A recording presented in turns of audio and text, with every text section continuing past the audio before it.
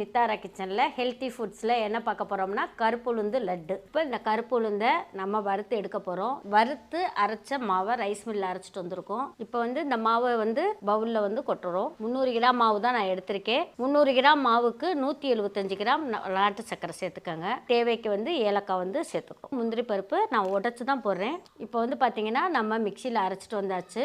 பாருங்கள், எல்லாமே மிக்ஸ் ஆகிருக்கும். நாட்டு சர்க்கரை எல்லாமே பார்த்திங்கன்னா மிக்ஸ் ஆகிருக்கும். இப்போ பார்த்திங்கன்னா நெய் ஊற்றியிருக்கோம். நெய் மெல்ட் ஆகணும். மெல்ட் ஆனால் போதும், ரொம்ப சூடாக்கக்கூடாது. இப்போ பார்த்திங்கன்னா சூடான நெய்யை இதில் ஊற்றி பிணைய போகிறோம். பிணைஞ்சதுக்கப்புறம் தேவைப்பட்டுச்சுன்னா ஊற்றிக்கலாம். இப்போ நான் கிளற போகிறேன். இது பாருங்கள், இந்த மாதிரி அழுத்தி பிணைஞ்சிங்கன்னா மாவு எல்லாமே ஒன்று சேரும். இப்போ பாருங்கள், 2 தடவை இந்த மாதிரி பிடிச்சிக்கோங்க. அடுத்து கொஞ்சம் நல்லா கையை ப்ரெஸ் பண்ணி உருண்டை உருட்டினீங்கன்னா ஈஸியாக வந்துடும். அழகாக ஷைனிங்காக உங்களுக்கு உருண்டை பார்த்திங்கன்னா ரொம்ப அழகாக வரும். இங்கே பாருங்கள்.